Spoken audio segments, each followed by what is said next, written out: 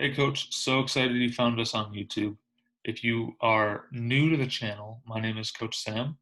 I have been a coach for 6 years, and I hope you guys enjoy this video, and we'll see you in just a moment.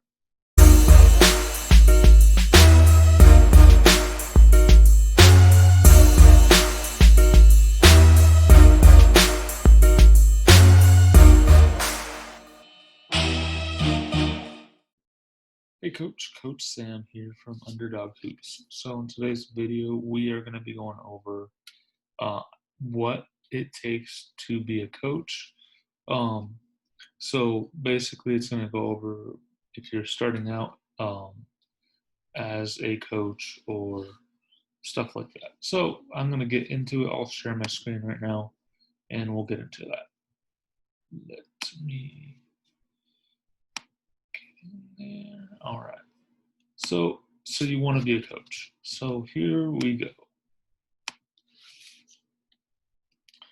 So to qualify as a coach, my school or my district that I work in requires a high school diploma, and it may vary by state. So you guys may have different qualifications in that. Um, so I just graduated high school when I first started out, and I've been coaching ever since. Um, and you gotta have good communication skills, and you gotta be able to explain things well.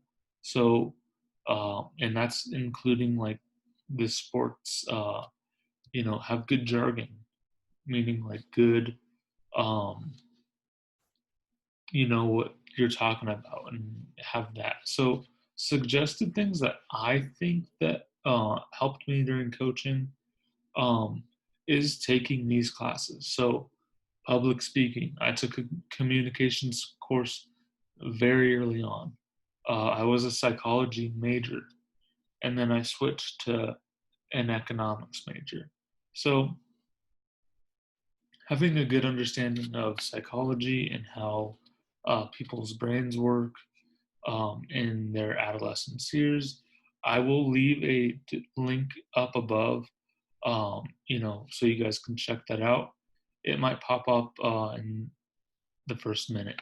So go check that out if you guys are interested in finding out different ways that you guys can use psychology as a coach. So, um, and English. So English is very important. We all use English. We all write. We all do these different things that are very important as a coach, and very important for you to be successful. So do every job. Uh, no job is beneath you. I've learned that. Cleaning the floors if you're the first one in there. You want to be cleaning those floors. You want to be the first one in there, the last one out. That's how I think of it. First one in, last one out. You're making sure everything's buttoned up and done before you leave, and you want to prepare yourself for when the head coach gets there, or if you have that opportunity. Sometimes you don't have that opportunity to do that before the coach gets there. Okay, so coaching can be complex. This is saying, you will start as an assistant most likely. Uh, you know, Either taking stats, doing something on the bench, uh, anything that the head coach needs help with. You can ask for more tasks. You can ask, for explanation. Guys, if you're starting out, you want to learn as much as you can. And this is what I've learned. You know, I asked questions. I challenged the head coach. I wanted to make sure that he knew, or he knew that I was interested in what he was talking about. Another thing, being prepared. So, whenever I was in charge of a practice, or if the head coach was unavailable, I'd be put in charge of practice, and you want to be prepared to handle that. So, whether that is, you know, making your practice plan, see, I make all my practice plans if I'm in charge, and I'll run them to the T. So from this time to this time, I'm doing this. That, from the next, 15 minutes, I'm going to be doing this drill. Stuff like that. So I have that. And I also have a book, so you can check that out below too. It's called The Underdog Hoops, a basketball coach's guide to success. And you can check that out. That has practice planners, it has calendars, weekly calendars. You have diagrams, so full and half court play diagrams. You have a note page. Go check that out. Um, and you want to be able to handle stressful situations. Now, basketball is a very, very fast moving sport, and you got to be able to make quick decisions, and if you got to kind of time it right, time your timeouts right, and it's stressful. It can be, at least, and I know that, and I've kind of gotten used to it over the years. But you do want to make sure that you're as prepared as possible for your games, your practices, whatever it may be, that you're prepared. And that is one of the things that I've done over the past few years to get better as a coach. So, some of the good traits of a basketball coach. Um, you have a strong value system. So, you value uh, the effort that your athletes put in. You value good teamwork. So, stuff like that. You have good self esteem. Your, your integrity. You have integrity. You're you have effective communications. You're communicating to your players. You know the basketball jargon. So, um, or whatever sport jargon is. Um, you know where the elbow is, where the free throw line is, what's free throw line extended, where are the slots, stuff like that. So you got to have thick skin. So you're going to get yelled at by parents. You're going to get yelled at by fans. You're going to get yelled at by players. Um, and how you handle that is how you're going to be as a coach. If you're a pushover and you allow parents and fans and players to push you over, you are not going to last in the coaching world. You're not going to be a good coach at all because you're just going to blow things off. And that's one of the biggest things that I've learned over the last 6 years is that you really have to have thick skin. And I think I've developed that because I was, you know, at first I was like, oh my gosh, like this person's, what gives them the right to do that? Well, they have their opinion, and you really have to just, okay, this is what I'm doing. So you want to do that? I don't care. It's my team.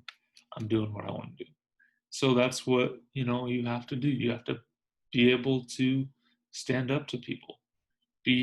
Have a thick skin. Don't let people get the best of you. Stuff like that. So you want to be a coach still. You want to be a transformational coach.